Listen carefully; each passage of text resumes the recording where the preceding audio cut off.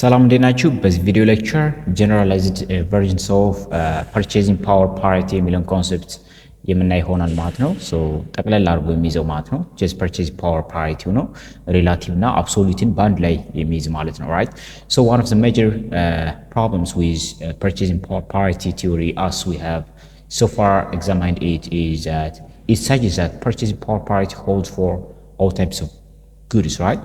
በዚህ ጊዜ የምናየው ምንድነው ሁሉንም አይነት የምርትና አገልግሎት አይነቶችን የሚያጠቃልል ነው ማለት ነው። So however a more generalized version of purchasing power parity that provides some useful insight makes distinction between traders or traded and non-traded goods, right?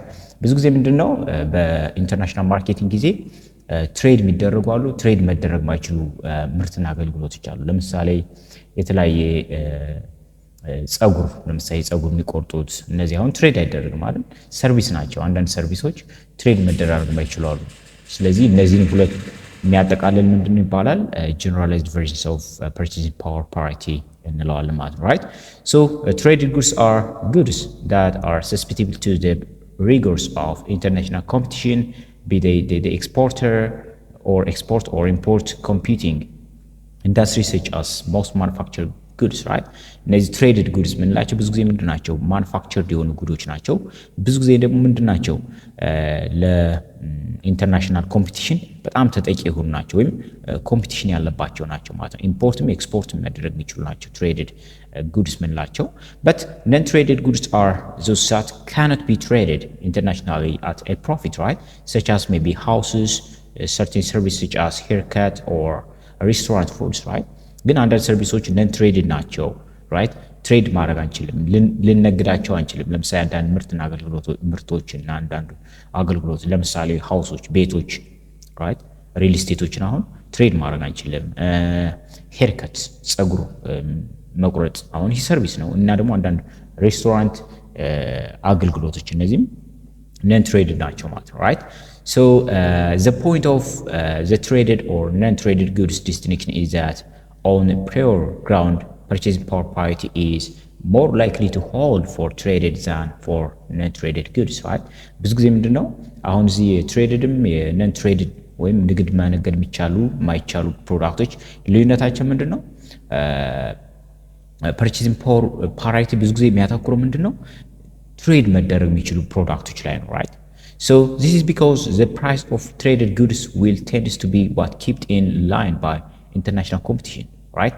እነዚህ ምክንያቱም እነዚህ ትሬድ የሚደረጉ ምርትና አገልግሎቶች ምንድነው ያላቸው ኮምፒቲሽን ውስጥ ናቸው፣ በኢንተርናሽናል ኮምፒቲሽን ናቸው right? አንዴ ከፍ አንዴ ዝቅ ይላል ማለት ነው ፕራይሳቸው right? So where the price of non-traded goods will be just determined predominantly by domestic supply and demand consideration, right? but እነዚህ non traded good ምንላቸው ግን ምንድነው ዶሜስቲካሊ ነው right? ዶሜስቲካሊ ባለው የሰፕላይ እና ዲማንድ ኮንሲደር በማድረግ ነው የሚወሰኑት እንጂ ኢንተርናሽናሊ ኮምፒቲሽን የላቸው ማለት ነው right? አገር ውስጥ ብቻ ነው ማለት ነው እነዚህ non traded የሚሆኑ ምርትና አገልግሎቶች right? ዋጋቸው የሚተመነው right? For example, if a car costs what 50,000 pound in the United Kingdom and maybe 30,000 in the United States of America, arbitrators will tend to keep the pound dollar rate at what 0.5 what pound per dollar ያደርጉታል ማለት right?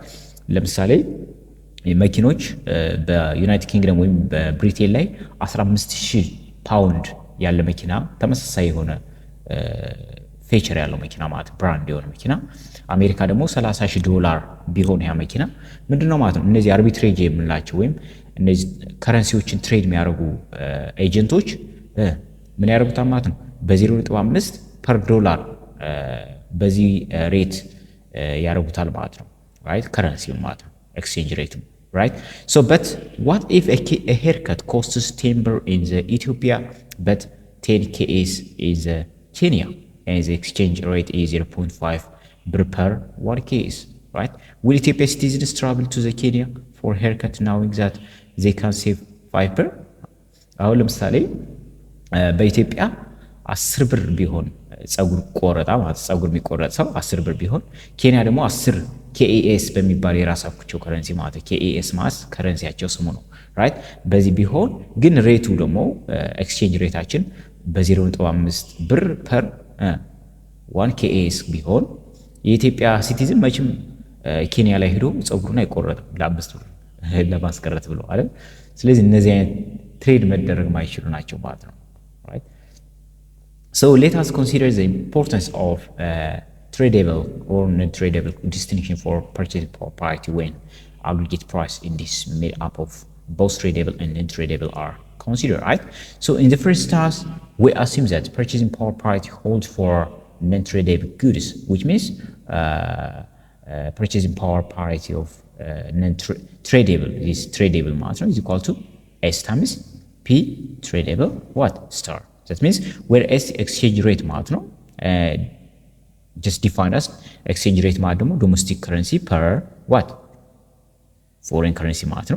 PT matter was the price of traded goods in the domestic country matter, measured in terms of domestic currency matter, and PT star matter, the price of traded goods in the foreign country measured in terms of foreign currency matter, right? So by the way, calculate margin chalalan ማለት ነው.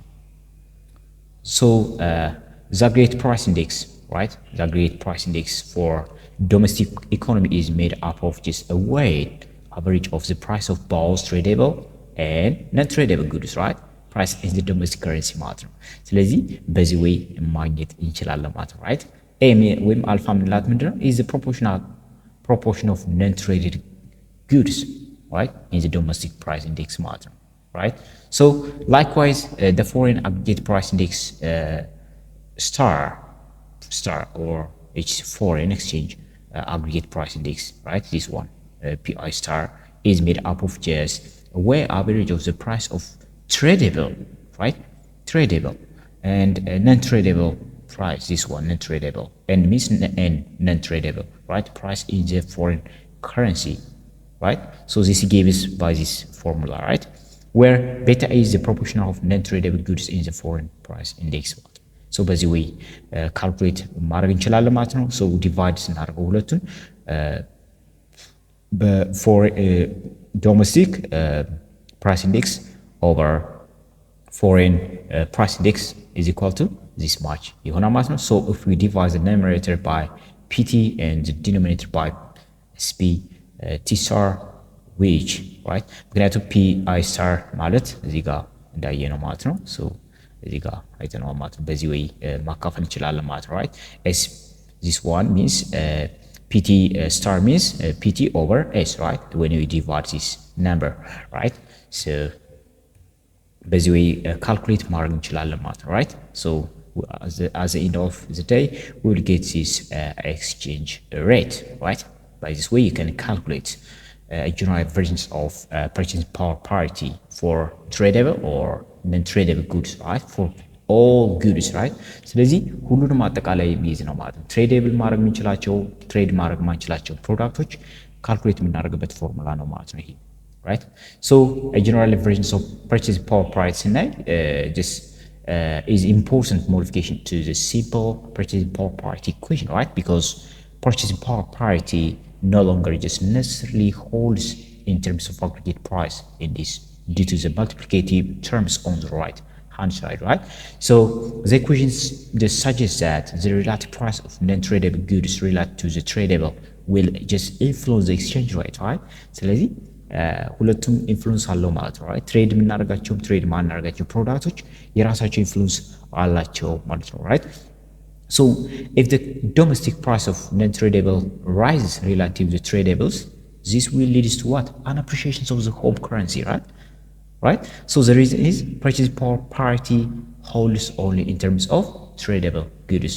እንግዲህ ብዙ ጊዜ ምንድነው purchasing power parity hold የሚያደርገው ምንድነው ለትሬደብል ጉዶች ብቻ ነበር. but if the domestic price of non-tradable goods rise, ግን ዶሜስቲክ ላይ non-tradableዎች ዶሜስቲክ ነው የሚገኙት.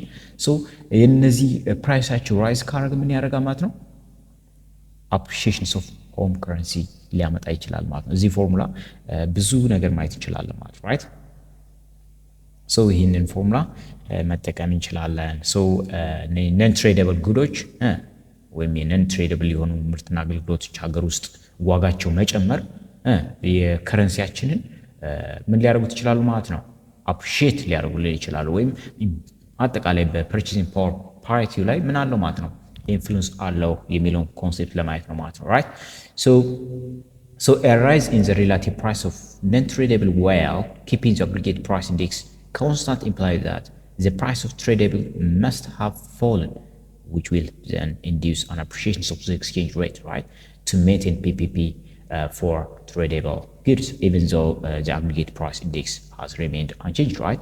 እዚህ ጋር እንግዲህ relative price of non-tradable goods ራይዝ ካረገ ለምሳሌ ሀገር ውስጥ ያሉ እነዚህ ትሬድ ማድረግ ማንችላቸው ምርትና አገልግሎቶች ዋጋቸውን ጨምረን አግሪጌት ፕራይስ ኢንዴክሱን ኮንስታንት ብናደርገው ይሄ ማለት ነው። ስለዚህ ፕራይስ ኦፍ ትሬደብል ጉዶች ምን መሆን አለባቸው? ዋጋቸው ዝቅ መሆን አለበት ማለት ለምን?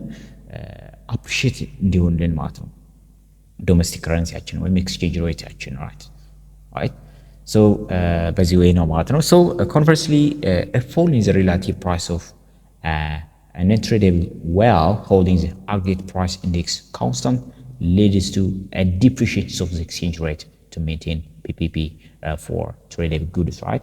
In በተቃራኒ ማለት in the opposed way, right? So testing for purchasing power parity empirically using a price index based on tradable goods price is just likely to lead to better results than when using aggregate price index made up of both types of goods, right?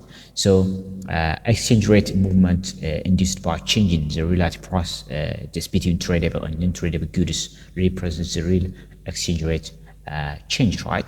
So among the factors that can lead to such relative price change are just differing rate of productivity, right, in the traded and non-traded sectors of the economy, right, and changing consumer demand patterns, right?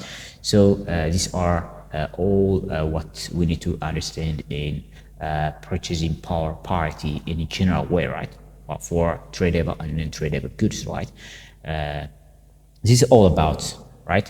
So if you are just interested on the video, if you get it very useful, make sure you are subscribing, you are liking the video, and even if you can share it to your friend, right? So I'll see you next time.